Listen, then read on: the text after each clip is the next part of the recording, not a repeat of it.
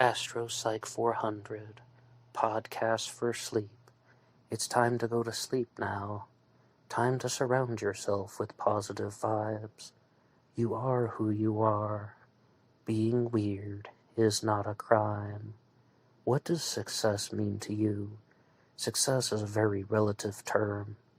It can mean different things to different people. When most of us conceptualize success, we're going to be thinking about dollar bills, holding the money in our hands, or maybe in this day and age, the numbers on a screen from a bank account. But success does not have to be measured in terms of wealth or finances or even material goods. I remember about 12 years ago I was reading a book from Dr. Daniel Amen that said, success is achieving a goal. It's whatever a person wants it to be.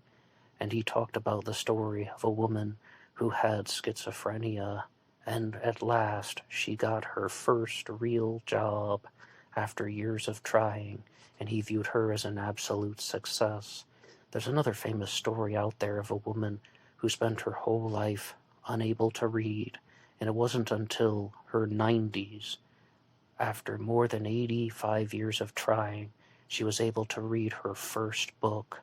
She is also viewed as a success in the minds of many.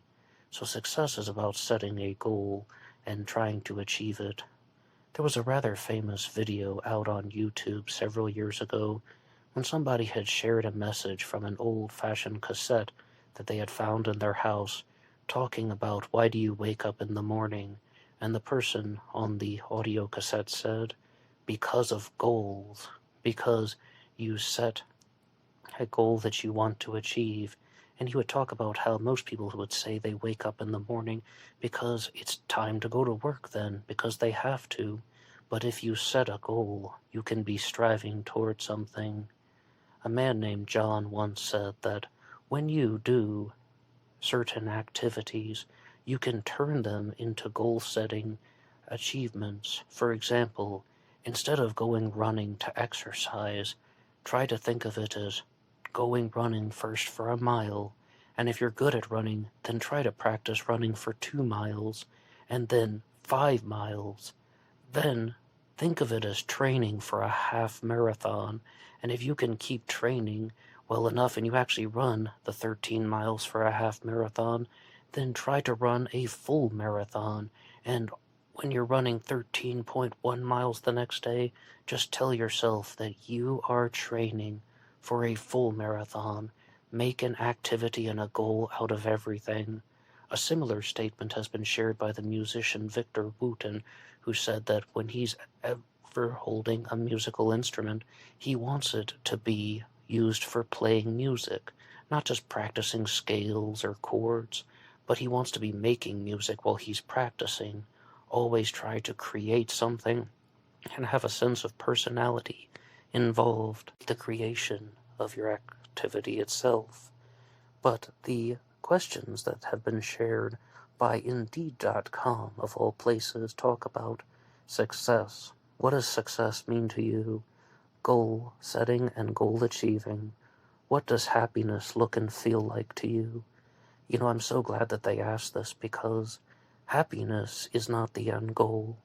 I'm sorry if you think that it is, but I wholeheartedly disagree with that. Happiness is not what anyone should strive toward. It might happen, but it might not, and you don't need it.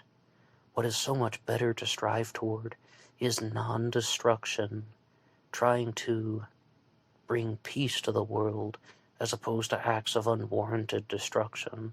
And the reason why is because Rollo Tomasi, the host of The Rational Male, said it best. If you want to be happy, do drugs. If you want to be happy, do some ecstasy, maybe some mushrooms, or if alcohol does it for you, just get drunk a lot and masturbate a lot. That's what happiness is. Happiness is not peace. Happiness is not non-destruction. So, what does happiness look and feel like? Just that. Getting high, getting drunk, and orgasms. That's what happiness is. But those are not the goals that people want to achieve. They don't want to look back on their life and just say that they did drugs. They want to look back on their life and see a body of work. They want to look back on their life and see the goals that they set for themselves and how they achieved them, and the feelings that they had when they went from one level of life to another, the feeling that they had right before they earned their college degree and then going out into the new world, the feeling that they had right before they started a new job, and then right before and after they got the promotion, when they bought the first house, when they bought that sports car they had always been dreaming about. Those are the things that people want to achieve, and that is not purely happiness, because that is also goal setting and a whole lot of hard work in between. Who are your role models for success? I remember I was watching an interview with the Chinese gymnast He Kexin, and someone asked her, "Who is your role model?" And she said, "Me. I am my own role model." And absolutely that is true. I think all of us should be saying that. I am my own role model, because it's not about looking at someone else's accomplishments and thinking that they have done well. You want to say this of yourself. I want to say this of myself.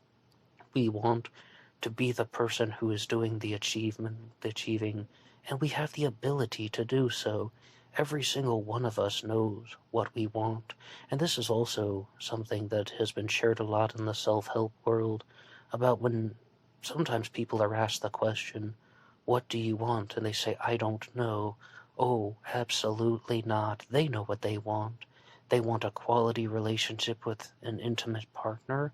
They want to be a success at their chosen pathway for a career. They want to have the opportunities of their choosing.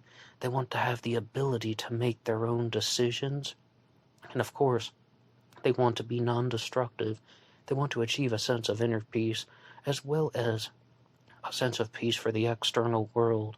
They do not want to face conflict unless it is on their own terms. Everybody knows what they want. Granted, some people say that they don't actually want relationships with intimate partners, but many of them are coming from a place of trauma and emotional hurt, and once those are corrected through the therapeutic process, then they begin to desire relationships again. Now, there is a certain sense of value in people who choose spiritual celibacy, those who decide that they aren't going to have relationships with romantic partners, but they did desire them at one time, and at a certain point, they made the decision that they did not want to have those experiences anymore, and that does remove conflict to a certain extent. But for the majority of people, they do want quality relationships from intimate partners. Do you have a personal success plan? Yes, absolutely, and I think most of us do. When people are sitting back and they're watching the TV and they see some millionaire living in a mansion and they think, "Oh, I want to have that one day," and then they wake up and they go earning a low earning wage job, that person has a plan. They're going to work hard, and they're going to see where their career is going to take them, and maybe if the chips land in a certain way, then they will have the ability to purchase that mansion, or the sports cars that I was talking about, or having a boat, maybe even a yacht. People know what they want. Scott Adams, author of Loser Think and Win Bigly, said very clearly, "People will always tell you what they want. It's in their choice of words." So there requires a little bit of read between the lines when it comes to other people. How do your current responsibilities make you feel? Unsatisfied. Back when I played football in the 8th grade, the only year that I played football, the coach talked to us about the linebackers on the defense, and he said, if you are a linebacker, you should never be satisfied. You are the person who needs to be involved in every play. You have the opportunity to be involved up the field and down the field, and you should try as hard as you can to be part of every single play. And I think a lot of us want that. We want not even more responsibility, but we want more opportunities to succeed. Responsibility can be a burden, but for some people, it really becomes something that they want to relish, and they want to take charge. They want to be the manager. They want to be the director. They want to be the person who is making the decisions. Sadly, the older that I get, the more I begin to think about how that is just the desire for power, and how some people begin to think that they should be in control even if they don't have the best action plan. Dr. Jordan Peterson talks about this a lot when he brings up the concept of competence hierarchies versus dominance hierarchies, and he tries to say that they are one and the same. I was listening to an interview from him back in 2018, and he talked about how they shouldn't be called dominance hierarchies, they should be called competence hierarchies, because a hierarchy sorts itself out because of competence. And I was absolutely opposed to this, and I just couldn't believe what I was hearing, because I was thinking that if you have a group of 5 people and your plan is to come up with something, let's say, make a design for a house, the person who has the best idea and the best action plan isn't going to be the leader of the group. Absolutely not.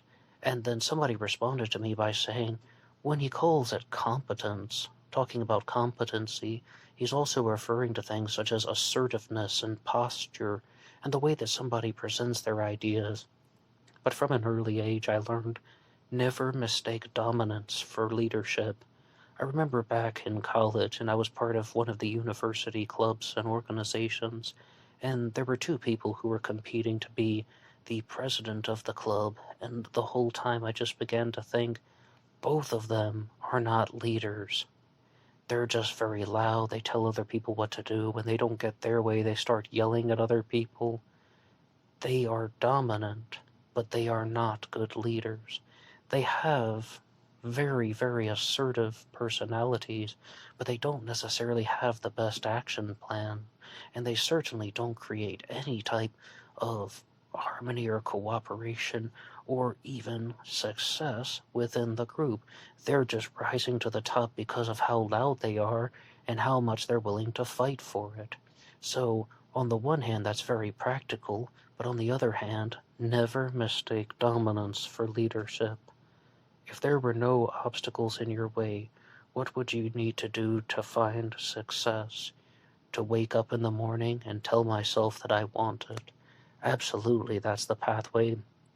I was reading a personal fitness website once that said, you have to ask yourself, how much do you want this? If you want to get in shape and you want to improve your personal fitness and your health conditions, how much do you want this?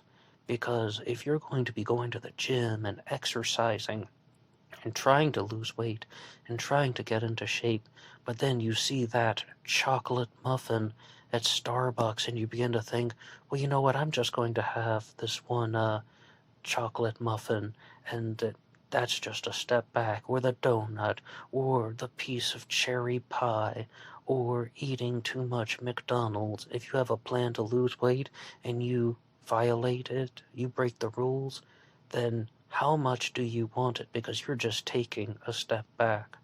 The channel Bulldog Mindset was talking about that as well, saying that you have to become somewhat repulsed with the idea of cheating. Because if you are trying to lose weight, the host was saying that, okay, one day he just had a moment of weakness and he started eating junk food and breaking free from his diet, and he began to think, the old me would have simply just said, oh well, I'll eat whatever I want tonight, and then I will start again tomorrow. But he became so unsatisfied with himself, so discontent with himself for thinking like that, and he decided, no, I have to stop now. I want this. I want to get in shape. So when it comes to success, it's the exact same way. The only motivating factor is you. There are no other people in the world who want you to succeed other than you. Did you hear me correctly if you're still awake?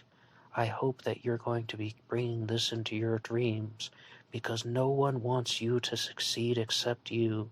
Other people have their own visions for how the world should be. Other people have their own expectations for you. Other people don't even want you to be the CEO or the millionaire or the person who is making all the decisions. They want to be the one who does that. They want to call the shots. They want to do all the controlling behaviors. They want to have power over you. How much do you want to succeed? It's all about you. It's all about what you want and how you're able to do so in a moral and ethical way. It's about how you're able to do so in a non-destructive way. What are the main challenges you face in your day-to-day life? The biggest challenge is other people, absolutely as well. My good friend Dilbert once said, I've learned the problem with the world, it's other people, because the dogs and the cats aren't trying to hold you back. The turtles and the snails aren't telling you that you aren't good enough. The wind and the trees and the leaves of the forest are not the ones who are insulting you or trying to start a fight or raising their voice to you. All that comes from other people because they want the power, because they want the talking time, because they want to act like they're at the head of the table. They want to act like they're at the top of the hierarchy. And it doesn't mean that people are pure evil. They are not. It means that almost always there are people who are very hungry for power. I heard something interesting recently on the show Coffee with Chris when the host said that there are 3 types of people: lunarians, solarians, and stellarians. Like lunar as in the moon, solarian like solar as in the sun, and stellarian like stellar or stars. The people of the moon, the sun, and the stars. Which one are you? And the host said that if you are a solarian, you desire nothing and you want nothing, and you just want to live for other people, and you want to just give to other people, and you want other people to have, and you have nothing but the basic necessities for yourself. And ask yourself, are you a Solarian? Are you someone who is just purely selfless? And if you say, yes, I am, that means you are not. Because there are very few Solarians in the world, and a Solarian couldn't even have a relationship, because they wouldn't want ownership over another person. They wouldn't want to be connected to another person. If someone wanted to be in a relationship with the Solarian, they would say, no, you should find someone else. Please give your love to someone else. They wouldn't be an intimate partner. They wouldn't be a husband or a wife. But with the Stellarians are the ones, the people of the stars, who seek for other people. They seek things from other people and give to other people in almost an exchange relationship. They are the ones who want to exist in a way in which most people in our societies too, the buyers and the sellers, the haves and the have-nots, the people who give and the people who also receive, they are the ones who simply just go through day-to-day life. They consume and then they give back in other ways. The overwhelming majority of people are Stellarians, and the Lunarians are the ones who do not desire anything from other people. As opposed to simply wanting to live for other people, they more or less just want to be disconnected from them. They can give, but mostly they don't want to. They can receive, but mostly they don't want to. And I think there are several Lunarians that I can think of off the top of my head, but they are few and far between. Almost all of us are Stellarians, the people of the stars. Is there anything you need to be doing to help navigate these challenges? Mental toughness is a big one, and I was talking about this a lot on BlackBoxOnlineRadio, my other YouTube channel, when I heard someone once say that there's a difference between self-reliance and mental toughness. And self-reliance means you can do things on your own, whereas mental toughness is your ability to be strong in a mental way, mental fortitude, having the ability to tolerate harsh conditions. But the biggest way to navigate the challenge, I think, is not only to improve mental toughness, but also to spend time with people whom are good for you. Dr. Jordan Peterson said this as well, one of his 12 rules for life. Be friends with people who want the best for you. If somebody is mean, you don't have to stay with them. If there's even one single thing about somebody that you don't like, you don't have to be friends with them. If people are telling you that you can't succeed because they want to be the ones who succeed, then you don't need to spend time with them. In elementary school and junior high, it's who gets to tell the jokes and make people laugh. And if someone is telling jokes and making people laugh, and then you try to make people laugh, they get angry at you. Hey, no, you're not funny. You need to stop talking, because they want to be the ones who have all the power. They want to be the ones who are in control of all things. And it's up to you to determine how will you succeed in life. Are there any people in your life who could reach out to you for help? Absolutely anyone. Are there any people who could reach out to you for help? Absolutely anyone. Are there any people in your life who you could reach out to for help?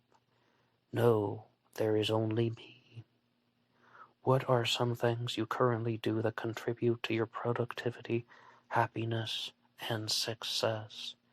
Making decisions, swift, decisive actions, choosing how to do things, double-checking, trying to make sure that something is right. And one thing that I learned recently that should go in the category of assertiveness training is asking for forgiveness rather than permission. Asking for permission too frequently bothers certain people, and it gives them opportunities to create new situations with rude behavior. What time of day are you at your best? Oh, absolutely, right after midnight, 12:01 a.m.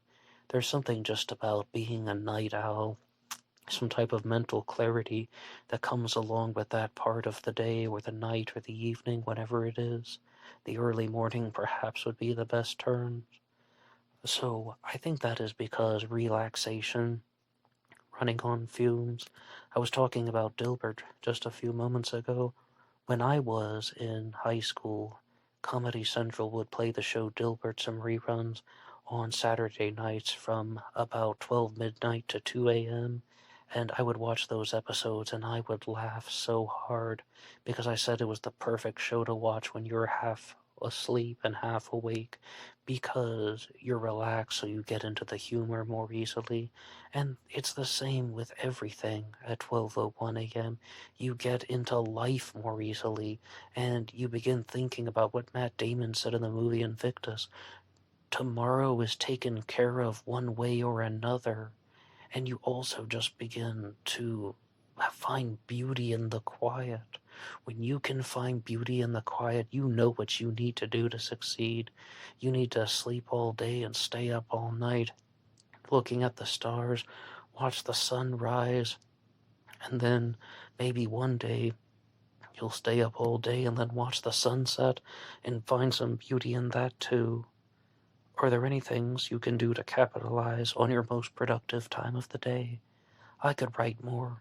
I could share more. I could create more content. I could talk to more people. I could send out more messages. I could participate more, volunteer more. I could do so many things. I could talk to people who wanted to listen to what I had to say, and I could listen to them. I could do things like counseling. I could share all the ideas that I have, and people can respond any way they want, and I will not tell them that they're wrong. This is true. If you come to me with your idea and you tell me that I had this revelation, I now believe in this, and this is the way that I see the world, I will not tell you that you're wrong. But if you say, by the way, Nid Dahan, what do you think about that? Then I will tell you. How many people count on you on a daily basis? All of these subscribers and listeners to Black Box Online Radio and AstroPsych 400, can you reschedule some time to recenter or refresh? Oh, 100% yes, because life is very much connected to scheduling. Making a schedule is a very good thing. And I was advised about this once back in 2019 when somebody said online that they are high in trade openness and high in trade conscientiousness. So what they do is they set aside some time for creativity. This is very essential to success. You make a schedule. I'm working at these times. Recreation is at these times, exercise is at this time, reading is at this time, making YouTube videos is at this time. But I tried this a couple years ago when I just put 2 hours aside every week for creativity. And it's hard to stay creative constantly for 2 hours. I also included things like making voice recordings like this one, but it did indeed try to achieve that. So I think that that is definitely doable, and I would encourage other people to give it a try, to make a schedule, and say that they're going to be earning money at these times, and you're going to be spending time with your family at other times. Do you like to take walks in nature? Every chance I get. Part of me wished that I could be in the forest today. Do you spend time with friends, if I have them? Do you ever meditate or complete a breathing exercise? Yes, but one way that I learned how to do this a couple years ago, during the height of the pandemic in 2020, I was advised to try washing your hands. Every time you wash your hands, focus only on the action of washing your hands, and it really is a powerful mental exercise. Do you like to take refreshing showers? Sure, who doesn't? Do you ever do anything spirited, silly, or anything joyful? I try not to be silly in public because I think that ties into mental toughness and recognizing that silly behavior bothers other people. And I shared a lot of this in the assertiveness episode, but that's one that I would just include as a rule for life. Never be silly in public. Have you ever offered someone you care about a hug for no reason? Certainly, but you also have to remember that just because you're projecting emotion outward, it doesn't mean the other person will want to receive it. Do you ever paint or draw or do something creative? I am right now. Does your daily routine promote health, wellness, and happiness? 100%. But happiness? No. As we said before, happiness is just about flooding your system with neurotransmitters, and that can also lead to a lack of mental awareness. After reviewing your answers, what are the top 3 things you'd like to prioritize in your daily life? Number 1, routine, organized, conscientious living. Perhaps conscientious living is the best way of putting it. Number 2, goal setting, knowing exactly what I want to achieve and when I want to achieve it. And the 3rd, relationships, staying close to the people whom I care about and trying to preserve and honor those relationships. After thinking about these questions, do you have any new short-term or long-term goals regarding your success and happiness? No new ones, just to be good to the people around me, and just to create content here on YouTube, and to try and talk about ideas, try to talk about the unsolved mysteries of the world, and try to get a better understanding of humanity. What would you like to do to keep your schedule and stay on track? I think we've answered this one before. It's about waking up in the morning and deciding how much do you want this. The same deal with that chocolate muffin I was talking about before. Do you want to lose weight and you see that chocolate muffin and you want to cheat? Ask yourself, how badly do you want this? How much do you want this? And it's going to be the same thing when it comes to making decisions in the workplace. Ask yourself, how badly do you want this? They even talked about this in a recent job that I had offline, when they said, if you have to ask yourself, should I be doing this at work? Then the answer is probably no. If you're questioning it, then you probably just shouldn't do it. Are there ways to make yourself accountable for meeting your goals? I think that it's more just about, if you achieve your success, like if you achieve the goal that you had, your definition of success, then you have succeeded. If you did not achieve your goal, then that is the only punishment that you should have, especially because this is about you. This isn't even about me. This is about you. What is your goal? How do you want to achieve it? And you're the only one who can make that happen. You are the only one who is going to be there holding the trophy at the end of the day. It's all about you. So that's what it has. How do you handle setbacks? You get up and you brush yourself off and you get back on the horse and you keep going. What motivates you and incentivizes you to have a new goal? Just the overall desire to succeed at everything? Do you currently use any strategies for staying positive? No, just recognize that I want to succeed at whatever chosen pathway that I have, and I hope you will do the same. Alright, I hope you are asleep now, and I hope you'll be asleep until the morning, or till the sunrise, or even if you sleep all day, whatever's best for you. That's all. Good night.